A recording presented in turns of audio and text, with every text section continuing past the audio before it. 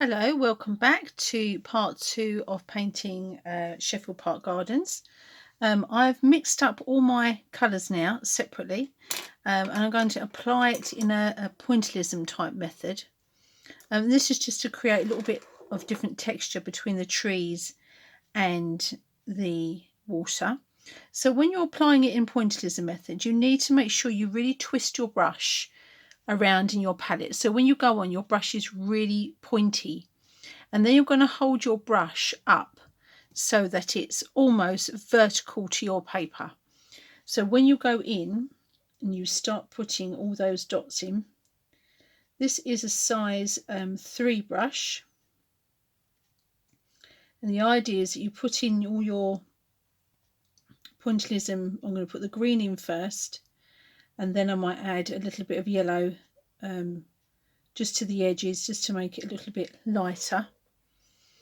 And then I'll go in with a green mixed with a tiny bit of my Scarlet Lake and a tiny bit of blue, and that will give me a darker shade of green.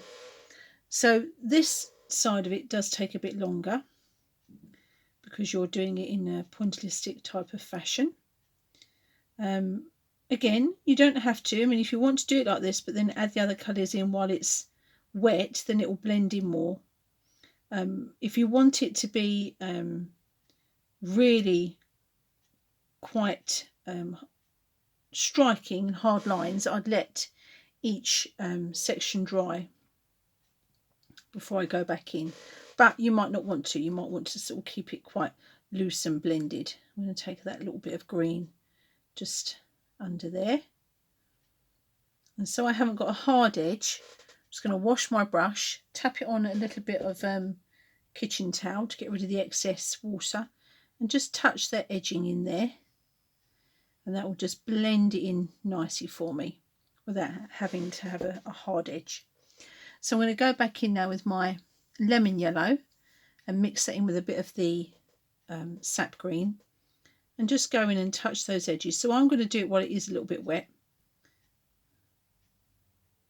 because I don't want it to be in my picture, I don't want it to be too dotty. I'm just going to blend that in a little bit there, and it's getting a little bit darker just as it gets to the left there. So I'm going to use my sap green, add a tiny bit of red, which just darkens it down. If you use colours that are opposite on the colour wheel, so red is opposite to green, if you use a tiny bit of red into that green mixture, it will just dull your green down. So I've used sap green, and I've just added a tiny bit of Scarlet Lake into it. It just makes it a bit darker. Takes the brightness out of the green, but it keeps your picture looking, looking whole, so it all goes in together. Bit more sap green there.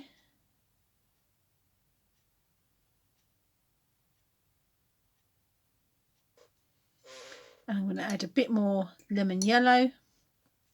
I'm just going to wipe my brush on my kitchen towel there as well, so that it's not too wet. And let's get some more of that lemon yellow, and we'll just dot that in there. So I'm going to leave that one. Now the one behind it is darker, so I'm going to use my sap green. I'm going to mix some more of my Scarlet Lake into it to dull it down. I'm going to use a bit more of the red. Now you don't want to use too much red, because it will actually turn brown if you use too much. I'm just going to bring in a little bit of my ultramarine now, and that will just take it down a little darker. So ultramarine, Scarlet Lake added into the green now. And then just in the background here, we're going to dot in and go in with our darker colour.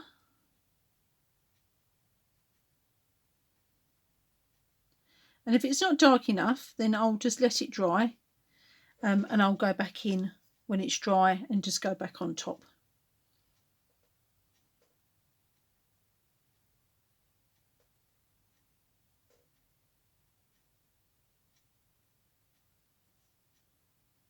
Sorry, I'm casting a shadow here.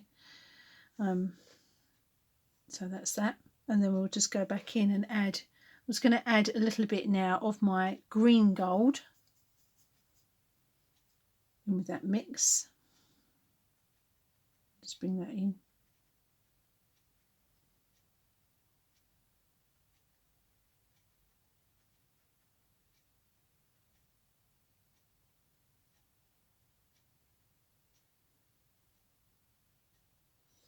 In there, and then on the left there, there's a little bit of red in that, so I'm going to stick with my green, my darker green,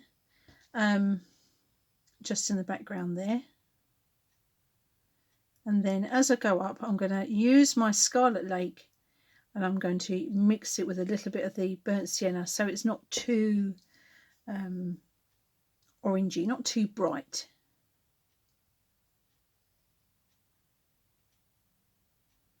So still with my darker green there. And then I'm just going to grab some of my burnt sienna and Scarlet Lake. Tiny bit of Scarlet Lake, because as I said earlier, it's a strong colour. I only want a little bit of it.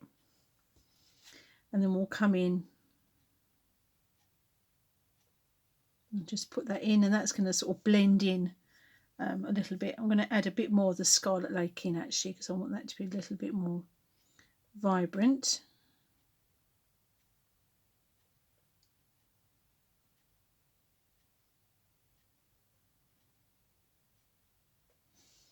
On the left there. And then on the right hand side, I'm going to use my Scarlet Lake, Windsor Orange and Lemon Yellow and burnt sienna, and I'm going to just put some pointillism over here as well. Now this side, because the light is coming over from our left, you can see that I've darkened this side down a bit. It means that the trees this side will be a little bit lighter. So let's just go in with that mix, burnt sienna and our Scarlet Lake. It's not exactly what's in the picture, but I just want to keep these colours a bit more autumnal to this side of the picture.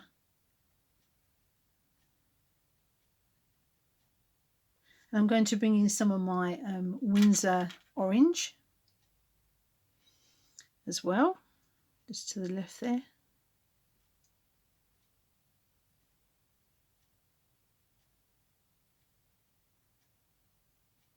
And just on those edges, I'm going to start bringing in some of the lemon yellow as well.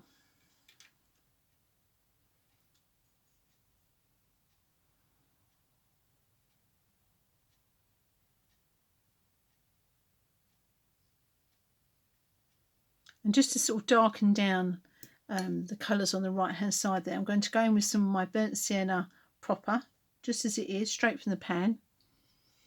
And just really use it, my tip of my brush, just to put in some of those slightly darker tones.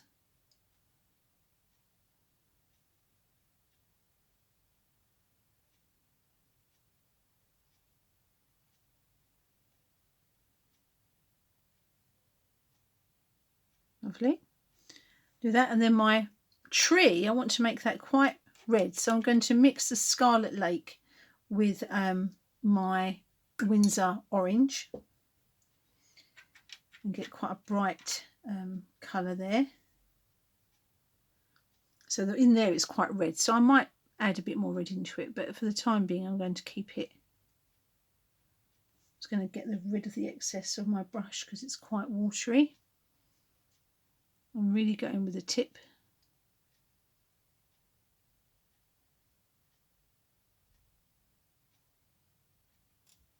There, and I might just go in with a bit of the burnt sienna and Scarlet Lake mixed together, just for that edging, just to make it a little bit darker on one side, and then use that just to come down there.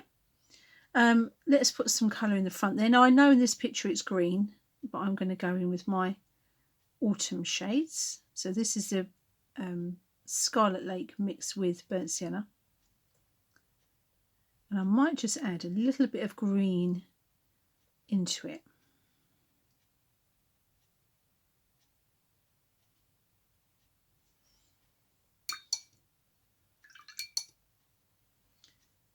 So I'm going to pull in my sap green that's mixed in with the blue there, and just take that just sort of to the right there, so it just darkens that down a little bit as well.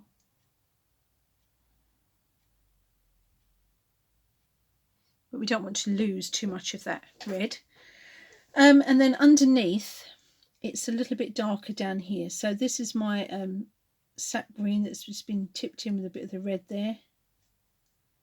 Take that across while it's still wet a little bit. And then we've got some of our bushes there in the background. So same green.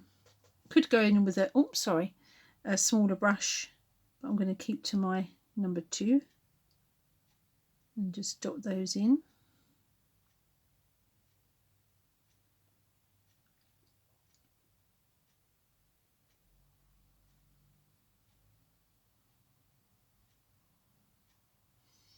There, and we've got some more. Actually, I've gone over mine here, but there is some more in the background there, so I'll just put some of those in.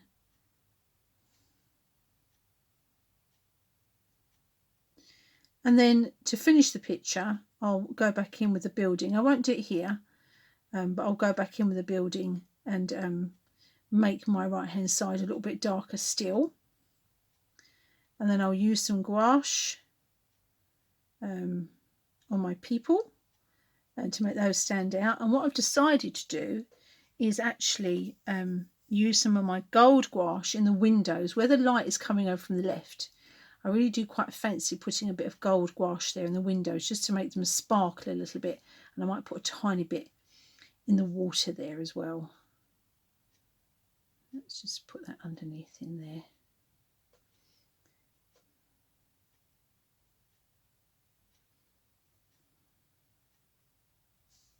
And we've got some shadow. So we've got our people, got some shadow coming over there. We'll put that in as well. And we've got a little bit of shadow there on the left hand side. So I've just watered down my green a little bit. I'm just going to put that in the background. Across there as well. And then I think I'll darken that down. So let's go in with our sap green mixed with our blue, which is a bit darker. And we're just going to go in the background there and just add some darker tones into our sort of bushes in the background there next to the house.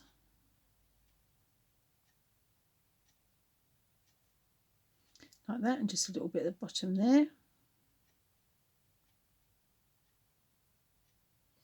And then we're going to go in with a bit more green at the front there. I'm going to use my sap green as it is because it's quite bright, but on top of here that'll be fine, and just sort of blend that in.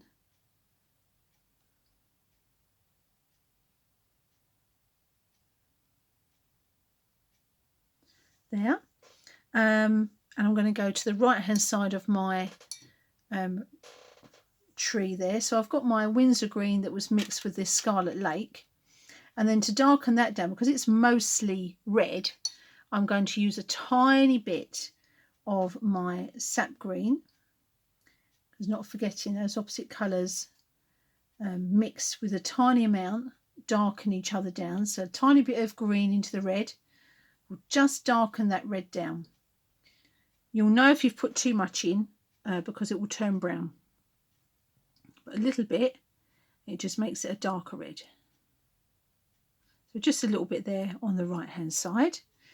And I think I might leave it there. If anything, as I said, I'll go back in and make this a little bit darker. So I'm just going to go in with my burnt sienna, and I'm going to water it down because I want it to be quite a nice bright colour. But I'm going to water it down. There we go. And just take that over this side. I might try and retain some of that white in there and just paint over all of that, and it just warms it up. Look at that, just warming that up there. I'm just going to take a bit of this burnt sienna just to the left there as well, because although it's quite light, I just want to warm that up as well. So it will probably mean going back in again on this side and just taking it a little bit darker, so you can see the difference. In the picture there are some bushes and things around here, but I'm going to leave that, and I think if anything I might just come in and do a little bit of pen work in there as well. I'm just going to grab some of my gold and I'm just going to put a little bit of that in the window, and then I think for the time being with this particular demonstration we'll leave it there. So I'm just going to go in with my smaller brush and a tiny bit of gold, which is my gold gouache. Really twist that brush round so you get a nice point. And I'm just going to put a little bit in where the actually I'll go in with a smaller brush. And actually I won't do it yet because it's bleeding and that's my fault. So I've just put a bit of colour there. So I'm going to let that dry off and we'll leave it there for now. But I will go in when it's completely dry and put some gold gouache in these windows. Maybe a little bit at the top there just to catch the light, and maybe a tiny bit in that water there as well. So I hope this demo has helped you. Have fun.